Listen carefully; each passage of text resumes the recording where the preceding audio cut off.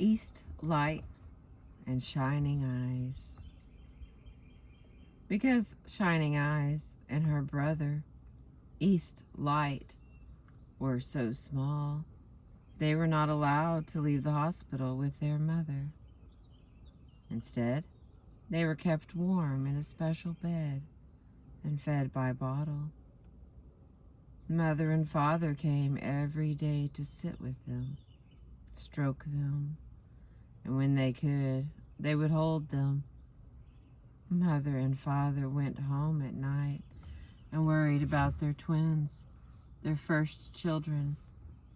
Often, in the 2 weeks that passed before the twins came home, they talked of drinking again. Each time one of the two would remind the other they had to be strong, saying the bad time would pass. Coyote and Raven watched the twins and their parents very carefully, and on the day the babies came home, Raven sent to them a special visitor. She was a small woman with gray hair and a lovely face that showed her wisdom in the lines that time had etched into it.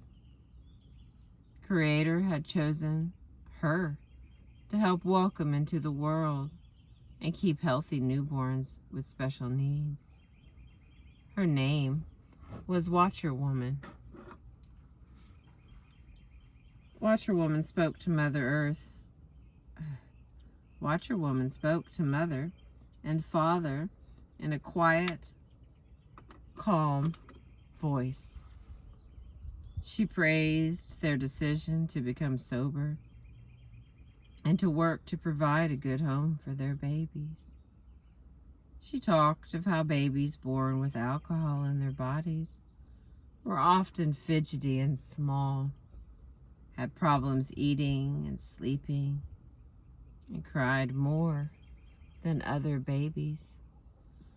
She showed them in words and pictures how to bathe the babies and how to check the water to make sure it was not too hot.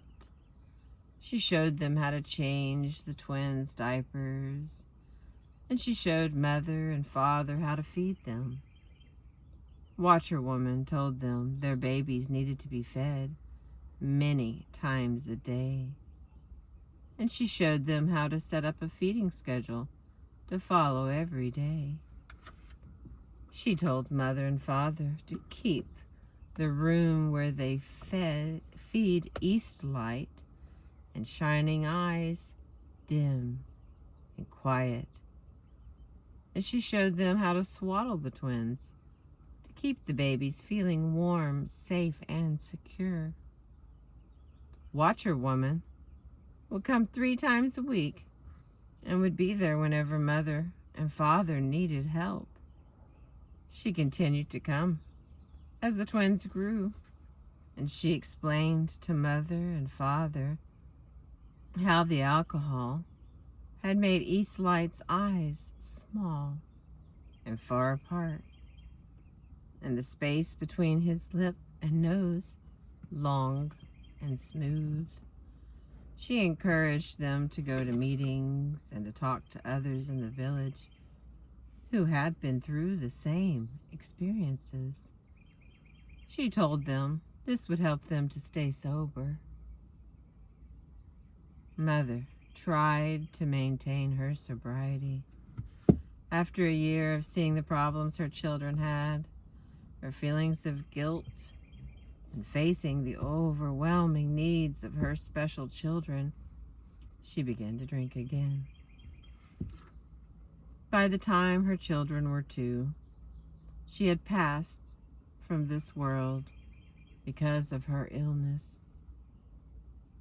Father had been able to maintain his sobriety until his wife passed, but after she was gone, he could bear it no more, and he too began drinking again. Seeing that East Light and Shining Eyes had lost their parents again to alcohol, watcher-woman and the extended family met to decide who would care for these children. Mother had an older sister whose own children were grown. She and her husband agreed to take East Light and Shining Eyes into their home and raise the twins. The twins' aunt and uncle had fostered many children in the village who had similar problems. They had raised 3 children of their own who were grown and doing well. They knew of the twins' problems and of their prenatal exposure to alcohol. Aunt and uncle decided not to adopt or foster more children so they could give as much time as possible to East Light and Shining Eyes. They read as much as they could about FAS and FARC. They made sure that they took time for each other. And most of all, they remembered to try different, not harder, in ways that were not working. When the twins were 4, the family took East Light and Shining Eyes to see a doctor.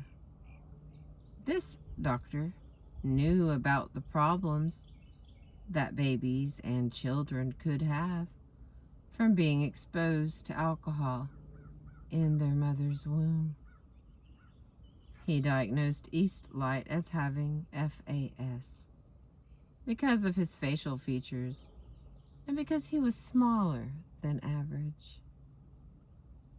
The doctor could see that Shining Eyes' size was average and that she did not have any noticeable changes in her face. He saw, though, that she had the same problems her brother had with learning and remembering things she had been told. She had trouble keeping herself safe. The family confessed and had many temper tantrums just like her brother. Because of all the things the doctor saw in Shining Eyes, he told the family that she had static encephalopathy, also known as the fetal alcohol-related condition, FARC. All of these problems, he told them, were because of the alcohol Mother drank when she was pregnant. The result of her drinking affected the twins' brains. As the twins became older, they often had ear infections and colds. East Light had a heart murmur, and his left arm was bent at the elbow from lying in one place too long while he was in his mother's womb. Nevertheless, the twins were usually happy. They loved to be hugged and held. By working with Watcher Woman, their caregivers had learned to give directions one step at a time, keeping things simple as possible, taking more time at every task, setting up schedules, and telling the twins in advance if things were going to change was useful. Coyote and Raven stayed nearby to watch over the family. Sometimes they saw that Auntie would cry in loss and sadness over what she felt her sister had done to her children.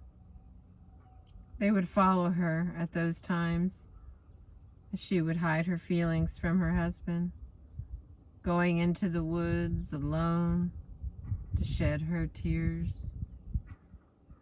Coyote and Raven would always go with her, calling softly to her to let her know she was not ever truly alone.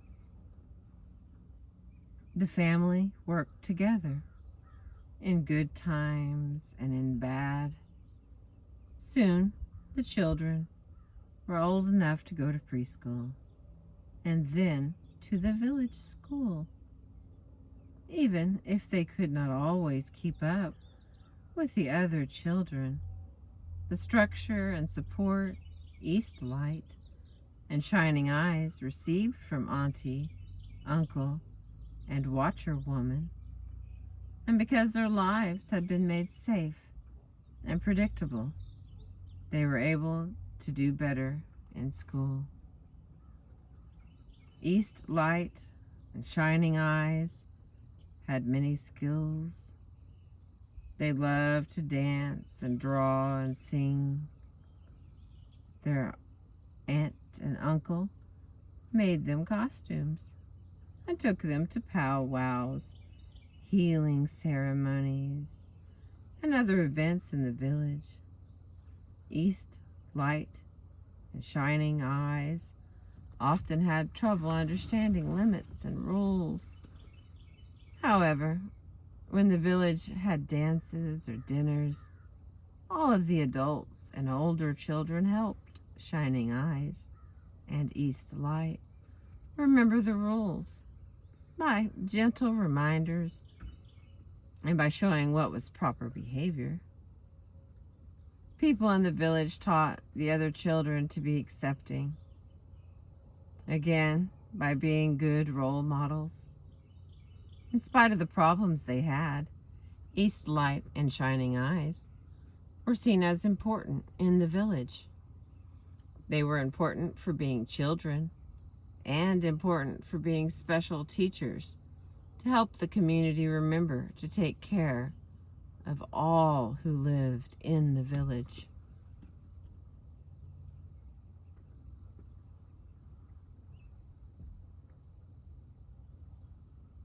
They were important for being children and important for being special teachers to help the community remember to take care of all who lived in the village. East Light and Shining Eyes were fortunate in that their aunt and uncle had raised many, many children. They knew what was expected and normal for little ones, and when their niece and nephew needed special help,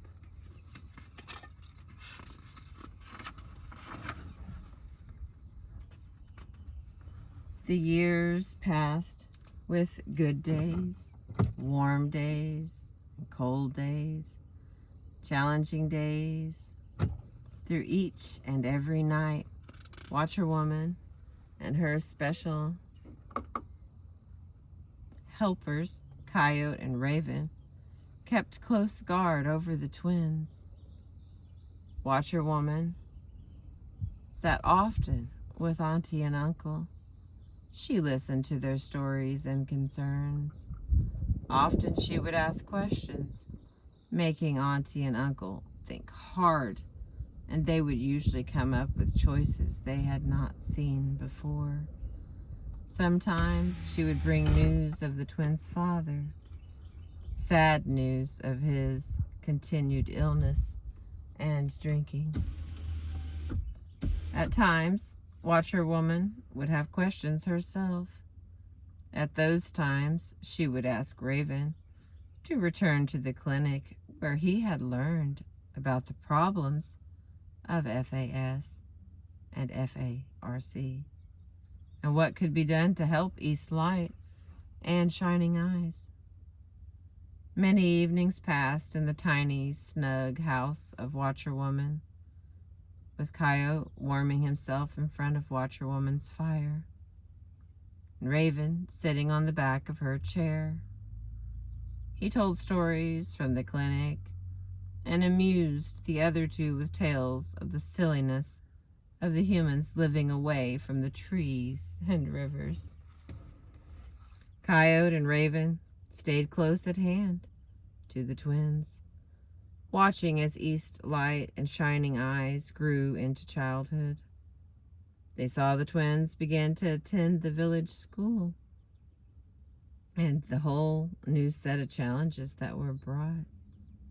At night, when the twins were finally asleep, Auntie and Uncle sat at the kitchen table under the light and sighed over the various escapades the twins had had that day. Some nights, Watcherwoman would join the family for dinner.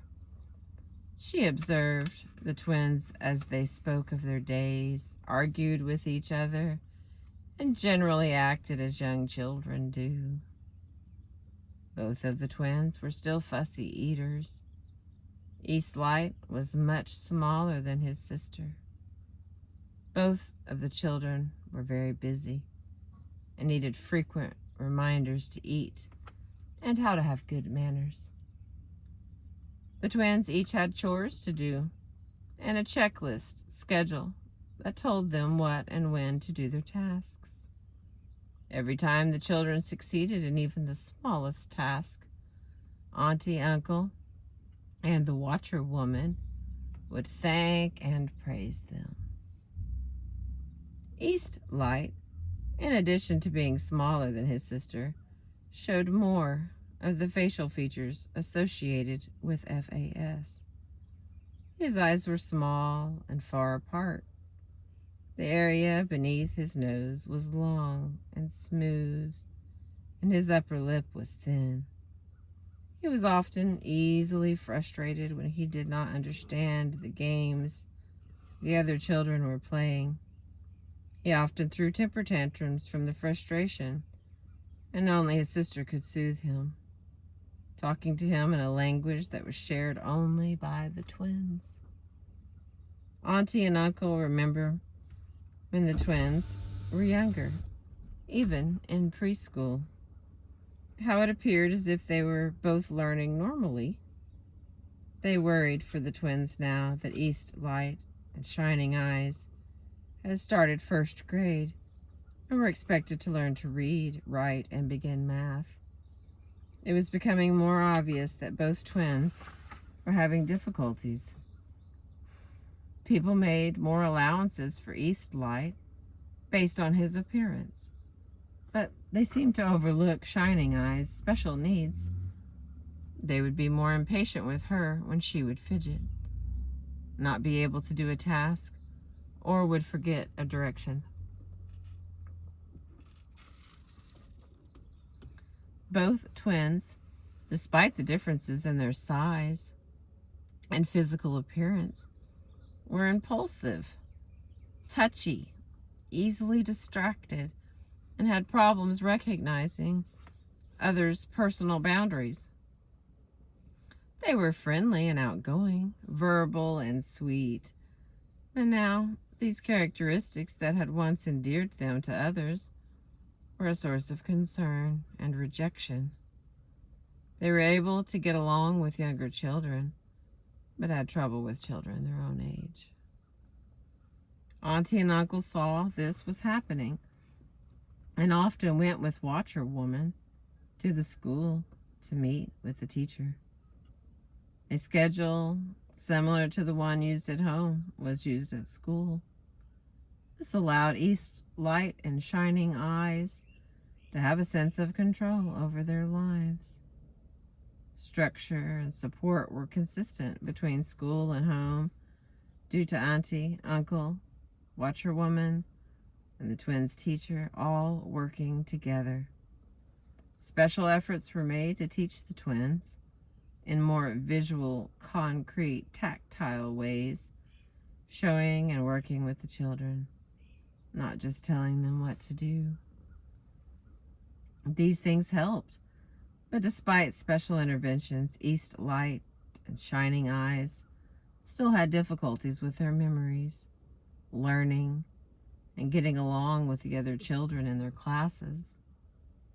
One night, after an especially difficult day, when Shining Eyes had been removed from her class for inappropriately touching another child, Auntie sat in front of the fire, crying, while Uncle shook his head.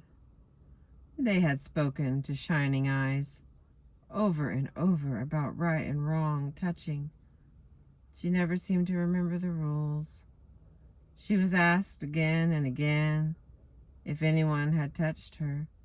She always insisted no one had. As Auntie sat and cried, a knock came at the door. When Uncle opened it, Watcher-woman stood on the doorstep, shaking the snow from her shoulders. Uncle smiled as he asked her to come in. He did not see the large raven sitting in the tree above the door, or the wet coyote sitting beside the doorway, both grinning as only raven and coyote can. Watcher-woman entered the house and went immediately to sit by Auntie.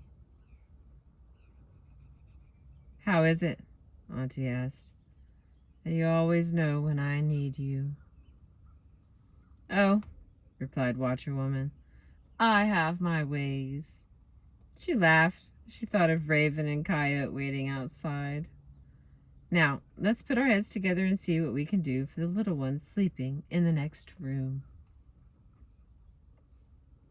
Auntie spoke to Watcher-woman of the problems Eastlight was having with learning and how the other children were teasing him. She told of Shining Eyes' touching problem as well as her sadness and anger. Uncle spoke of the twins' struggles. He tried to be fair to both of them, but worried that he and Auntie were harder on Shining Eyes because she seemed smarter and quicker than her brother. After an hour of listening, Watcher-woman sighed and finished the cup of tea Auntie had given her. "I think," she said quietly, "it is time to call on a helper my own helpers have spoken of. There are people who are trained to help children learn limits and boundaries. They also teach children to express their feelings in a healthy way and how to get along with their peers. On the other edge of the village, there is a counselor who can help. It is time to speak to her and to have her work with you and your children. You need support, too, as you walk this road with your special ones. I will go with you the first time." Uncle, who had been quiet through much of the evening, said in a worried voice, "Watcher-woman, I know there are other mothers, fathers, grandmothers, grandfathers, aunties, uncles, foster parents, and adoptive parents who must share the same concerns we do. Auntie and I have been thinking maybe you could help us start a meeting for all the parents and caregivers of your special children. We could talk about our fears, concerns, and hopes.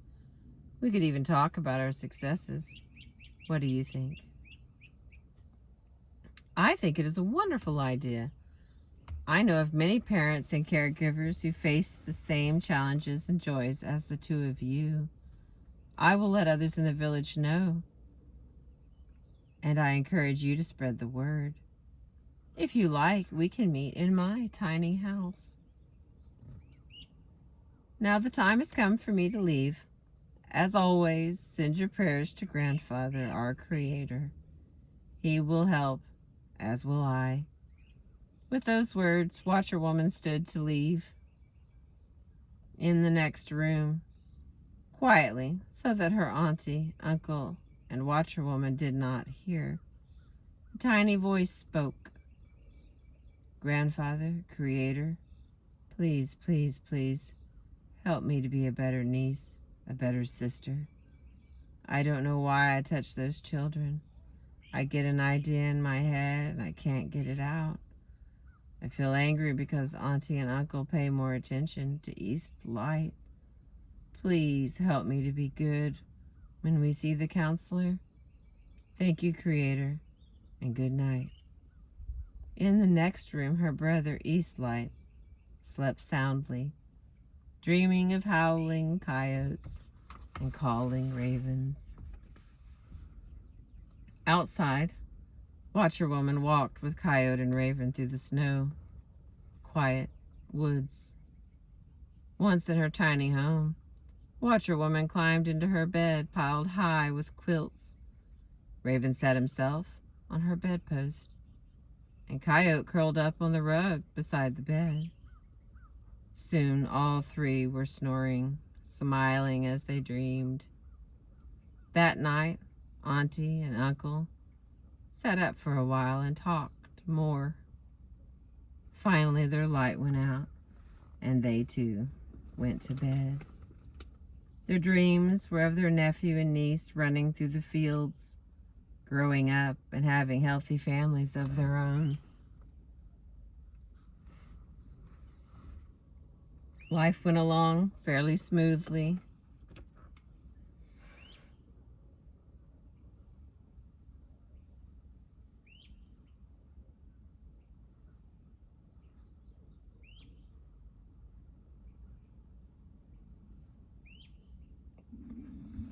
Life went along fairly smoothly until the twins reached 12 or 13.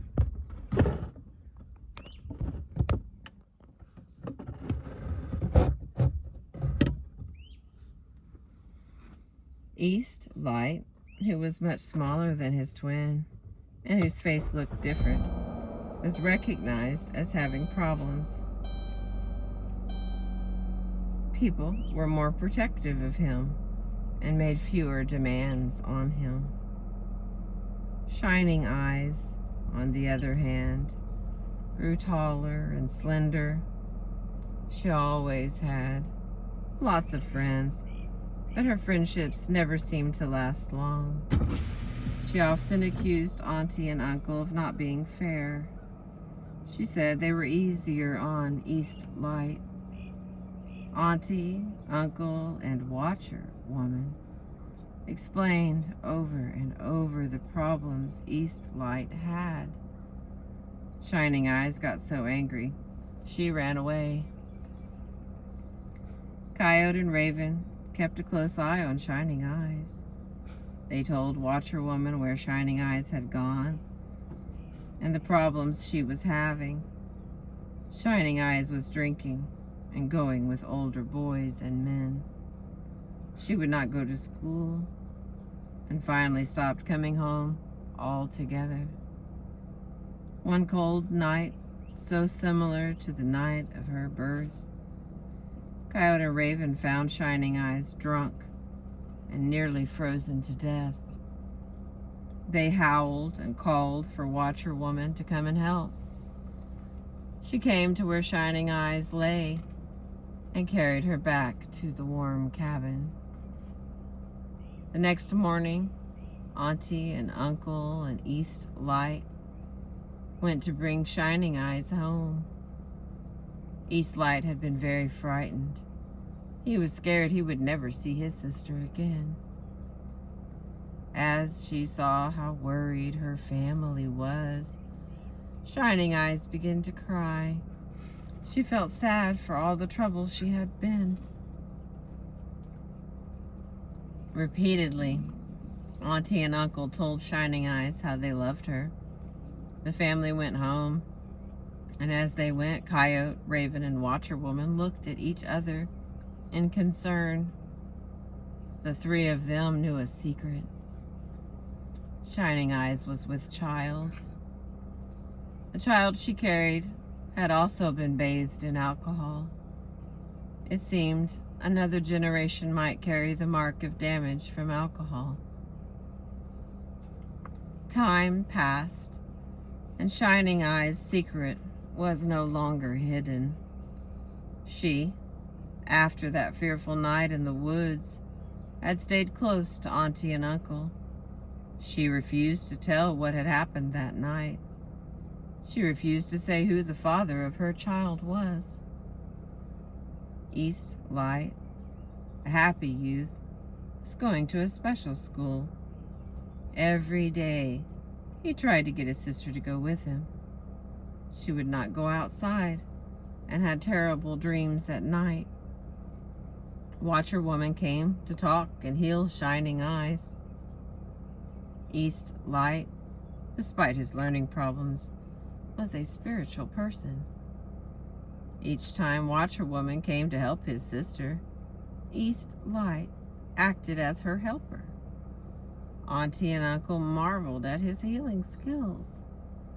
Perhaps he was not gifted in words, but he was very blessed in his soul.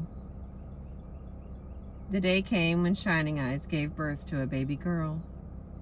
Despite all the alcohol Shining Eyes had drunk when she was first with child, her baby, Spring Song, was fat, healthy, and joyful. Now, Auntie and Uncle had 2 teenagers and a baby to raise. It was clear, despite how normal Shining Eyes looked, she had many of the same problems as her brother. It was clear that all 3 children in the home would need support, structure, and extra help. As time passed, Spring Song seemed to be the healing gift to bring Shining Eyes back into the world. One day, when Spring Song and Shining Eyes were sitting by the river, a kind young man came along. He had been fishing and gave 2 fish to Spring Song. Shining Eyes, scared, as was often the case, jumped up and ran home. Watcher Woman was at home with East Light, Auntie and Uncle, when Spring Song and Shining Eyes burst in. Coyote and Raven had told Watcher Woman about Shining Eyes and the young man. She knew that this young man was to be an important part of their family. He was to be the new teacher to help young adults like East Light learn jobs and daily living skills so these young people could earn a living and live as independently as possible. The Creator seemed to be working his love in a silent way. A few days after Shining Eyes and Spring Song had come home with the fish, East Light asked his sister and niece to walk him to school. There in the door of the school stood the tall, kind young man. "Hello, East Light. Hello, Spring Song, and good morning to you, Shining Eyes. My name is Tall Cedar. I'm here to help your special young ones. Did you enjoy your salmon?" he asked with his eyes twinkling. This time, instead of running, Shining Eyes stood very still. She held her daughter by the hand and nodded. As Tall Cedar and her brother walked into the school, she slowly turned and walked home.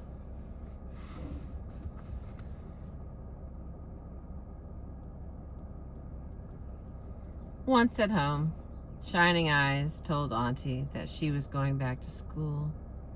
Auntie smiled to herself, thinking that a certain tall young man might have played a role. Nevertheless, after nearly 5 years of grief, it was good to see Shining Eyes interested in the world again. Despite his lesser abilities, Auntie and Uncle had always worried less about East Light. His obvious problems allowed him to receive needed services. He had been sheltered and protected by the community in ways that Shining Eyes had never been. Auntie and Uncle had concerns as to what the future would hold for their special souls. But for now, it was good to have both of their children back in school. Tall Cedar had become a regular visitor to their home, and Spring Song was growing up healthy and happy. One day, the summer wind blew the sweet aroma of grass over Auntie, Uncle, and Watcher Woman as they sat on the porch. As always, Coyote and Raven were close by, keeping an eye on the twins and Spring Song. The adults on the porch thought back over the previous 2 decades. The loss of the twins' parents was mourned. The struggles and joys were recounted. Then, as was often the case, their talk turned toward the future. "Watcher Woman," asked Uncle, "tell me what you see for the years to come." We are old and worried about who will take care of our special souls when we cannot. The sun began to set, and the breeze off the river became cooler. The fat August moon appeared low on the horizon as Watcherwoman began to talk. I see a day when tall Cedar and shining eyes sit at a table in a small, cozy house. Spring Song is much taller, and she is holding a baby brother in her arms. I see East Light carrying a lovely dish filled with food. He is serving up a delicious meal too. Aha! Watcherwoman laughed as she slapped her knee and looked around for her friends, Coyote and Raven. Spotting them, she winked and went on. I see a gray-haired, very delightful lady sitting with two dear friends, warming their toes by the fire. Eastlight is serving them dinner, and the sun set as Watcherwoman continued her lovely tale. In the grass, tall Cedar, Spring Song, and Shining Eyes, and East Light amused each other with their stories. Coyote and Raven sent silent prayers of thanks to Grandfather, our Creator. There were struggles ahead, but where there was once only fear and sadness, a family, a community was built. A healthy new generation of tradition and sobriety was here. And so, let us join in the community of caring, change, and hope. The quote by Sam Johnson Mawasha. We will take hold of them and show them the path, the way our first people walked, where they walked, the way they told you would be the right way, the right path.